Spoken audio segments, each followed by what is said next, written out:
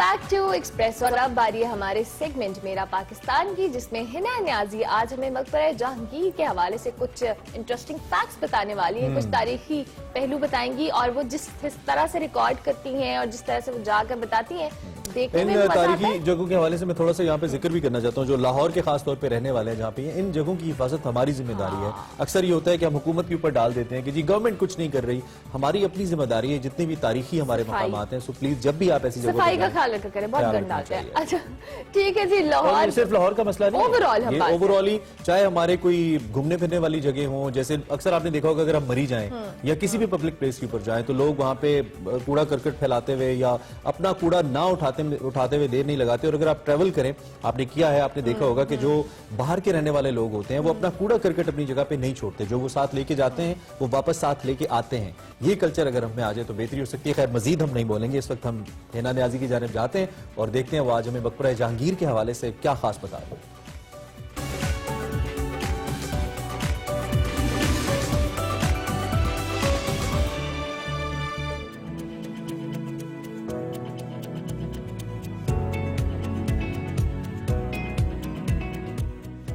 अस्सलाम वालेकुम नाजरीन, मैं हूं हिना नियाजी और आप लोग देख रहे हैं मेरा पाकिस्तान। नाज़रीन, लाहौर शहर में मुगलिया दौर, सिख सल्तनत और बरतानवी राज की बहुत सारी यादगारें मौजूद हैं। इसीलिए लाहौर शहर को पाकिस्तान का दिल कहा जाता है। उन्हीं अहम और खूबसूरत यादगारों में से एक है मकबरा जहांगीर, जहां मैं आज मौजूद हूं। इस जगह की हिस्ट्री क्या है, इंटरेस्टिंग फैक्ट्स क्या है, ये हमें बताएंगे आर्कियोलॉजी डिपार्टमेंट के प्रोजेक्ट डायरेक्टर नईम इकबाल साहब।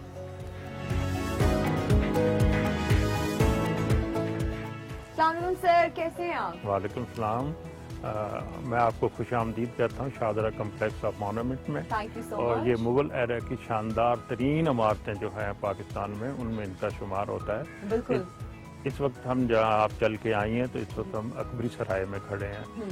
अकबरी सराय जो है जस्ट लाइक हिल्टन, और इसमें जो मुगल एरा में काफिले आते थे शुमाल से, कश्मीर से और अफगानिस्तान से, तो वो यहाँ ठहरा करते थे। इसके ऑल अराउंड आपके 180 रूम्स हैं और कॉर्नर में जो बिग रूम है वो लगेज रूम है।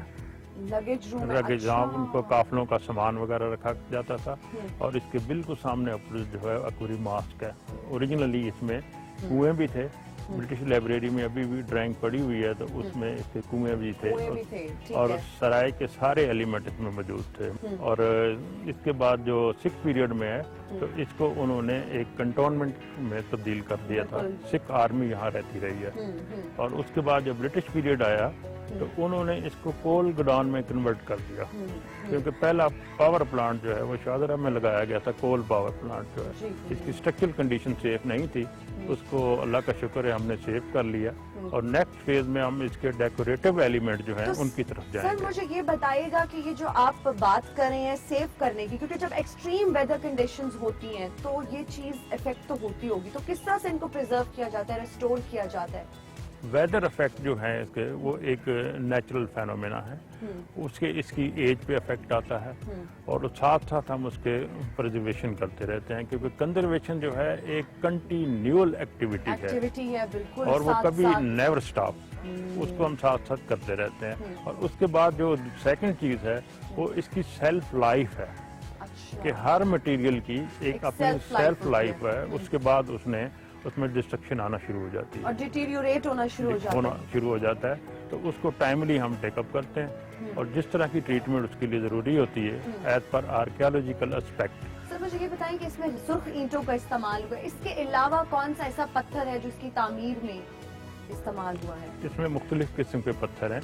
ये जो सामने डाक बंगला कहलाता है, इसके जो फ्रंट फेसिंग फसाद का काम है, इसमें मेजर तो रेड सैंडस्टोन है जो इंडिया से इंपोर्ट करना पड़ता है। इसको लाल ईंटें लाल पत्थर कहते हैं। लाल पत्थर, ठीक है। इसकी एक सेल्फ लाइफ है, उसके बाद इसमें डिस्ट्रक्शन शुरू हो जाती है कुछ पीरियड के बाद।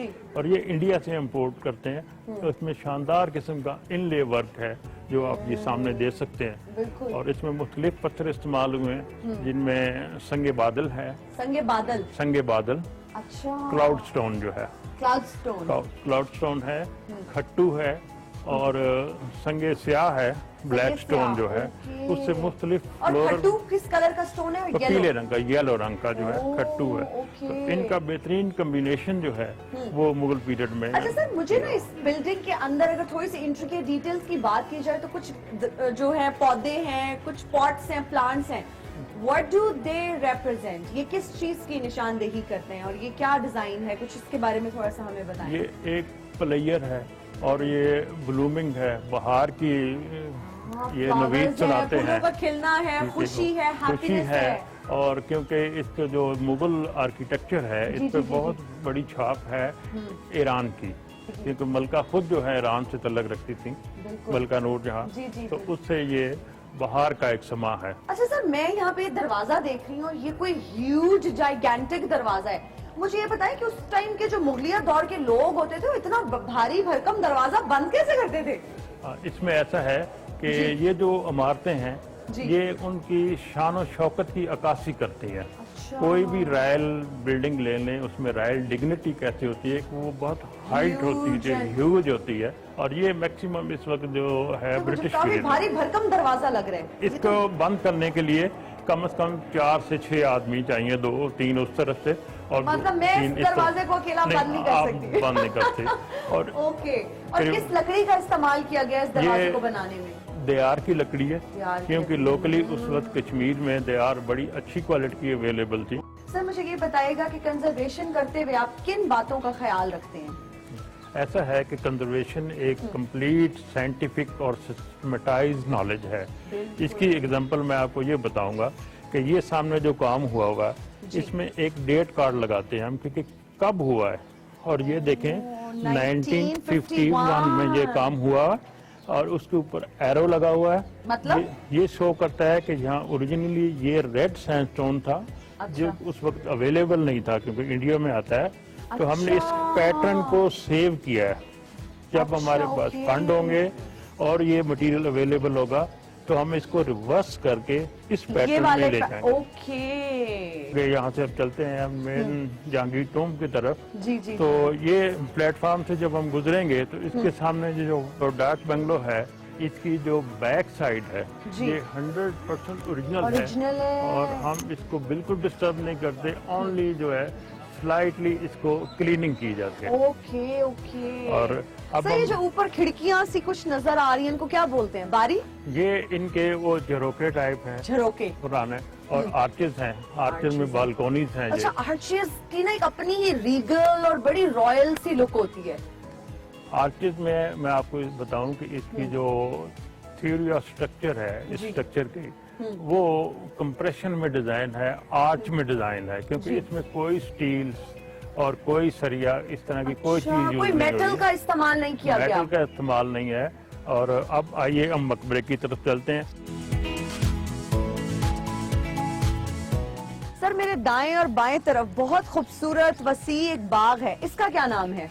बेसिकली ये सारा जो है ओरिजिनली बागे दिलकुशा था, बागे जो दिलकुशा, कि बिल्कुल बहुत पसंद था मलका नूरजहां को। जी। और शहनशाह मदम ने उस वक्त 2 लाख रुपए में नवाब मेहदी अली खान से खरीद के गिफ्ट किया था। अच्छा। और हम इस वॉकवे पे जो चल रहे हैं, जी। इसका जो पैटर्न है वो पर्शियन नाम है गुले नाव। गुले नाव गुले मतलब? नाव, गुल का मतलब फूल फूल? है, नाव बोट, कश्ती, ओह। लंबे फूल जो बने हुए हैं सितारे की तरफ के। अच्छा, बिल्कुल तो- बिल्कुल। तो ये भी अपनी ओरिजिनल और ऑथेंटिक फॉर्म में ही मौजूद है, ये रियल है। ओरिजिनल डिजाइन है। जो बाग है इसमें एक जन्नत का कुरानिक कंसेप्ट है कि जन्नत में नहरें होंगी, शहद की नहरें होंगी, दूध की नहरें होंगी। और ये जो है, ये नहरें जो संदीले हैं, ये कुरानिक कंसेप्ट है मुगल में।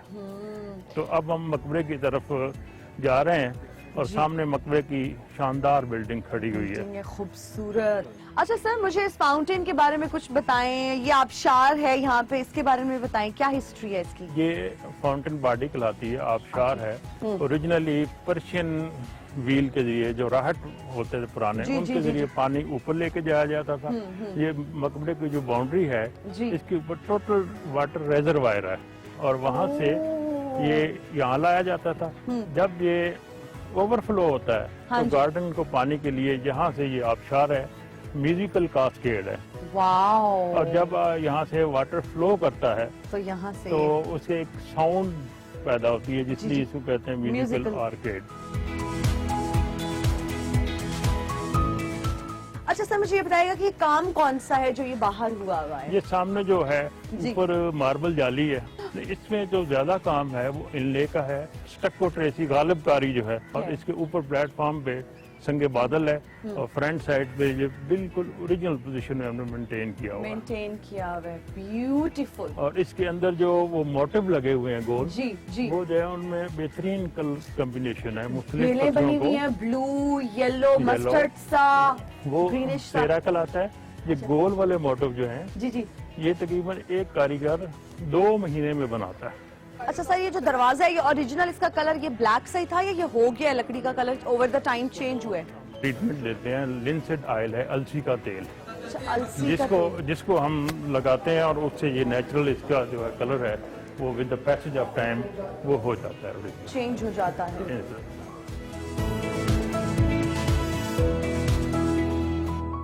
सर मुझे ये बताएगा कि अंदर कौन सा काम हुआ हुआ है, ये जो यहाँ पे हुआ हुआ है बहुत उभरा उभरा हुआ काम लग रहा है। ये जो मेन हमारा तावीज़ है कब्र का, इसके ऊपर पेट्रेड ड्यूरा का काम है और इनले का।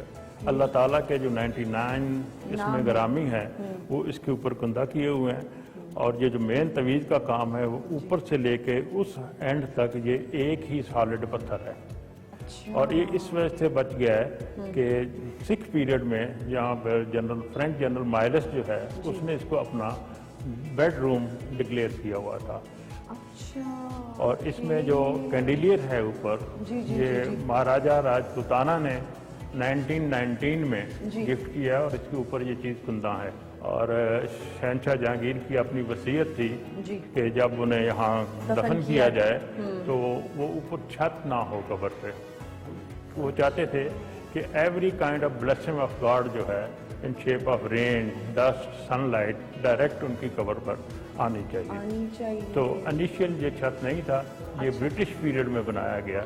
सर इस दीवार पे क्या काम हुआ है, क्योंकि देखने में ऐसे लग रहा है कि कोई बहुत खूबसूरत पेंटिंग है या कोई वॉल हैंगिंग है, बिकॉज़ इट्स सो रियलिस्टिक।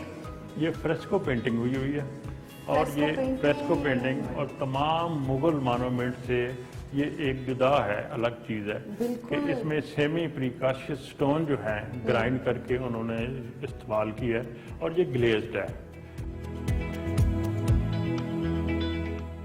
ये हमने एक बकायदा एक पिक्चर गैलरी बनाई हुई है, जिसमें हमारी जितनी भी कंजर्वेशन एफर्ट हैं उसको हमने बकायदा डॉक्यूमेंट किया है कि इसकी बिफोर कंजर्वेशन इसकी क्या सिचुएशन थी, और आफ्टर और ड्यूरिंग कंजर्वेशन जो है आर्कियोलॉजी की क्या एफर्ट्स हैं। तो ये आप देख सकते हैं कि ये मुख्तलिफ एराज में 1973 में, 55 में, 1988 में जो फ्लड आया और यहाँ काफ़ी अच्छा तक पानी खड़ा रहा है, वो मेजर काज ऑफ डिस्ट्रक्शन इस मॉन्यूमेंट की है। और इसमें उनकी हमने पिक्चर लगाई है, और इसके बाद इसकी रेनोवेशन का काम जो है वो शुरू किया, कंजर्वेशन की है, शुरू हुआ, जिसमें आप बाकी पिक्चर्स को देख सकते हैं। बिफोर कंजर्वेशन है and then this is after and during conservation. Okay.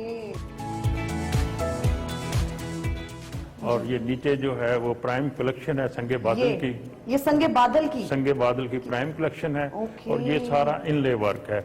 इसमें 3 तरह के पत्थर इस्तेमाल हुए हैं, काला मार्बल है, व्हाइट मार्बल है, और एक दूसरा सुनहरे रंग का पत्थर है। और ये दरवाजा जो है ये ओरिजिनल है, एज इसका कलर भी यही था। कलर भी यही था, और इसके ऊपर ब्रास की ये डिजाइनिंग की गई। ब्रास की बिल्कुल ठीक हो गया। Thank you so much sir, आपका बहुत शुक्रिया, वक्त का बहुत शुक्रिया। व्यूअर्स, ये था मकबरा जहांगीर और हमने इसकी सैर कराई आपको। मेरा पाकिस्तान में आपके लिए लेकर आएंगे और बहुत जबरदस्त सेगमेंट। Keep watching espresso.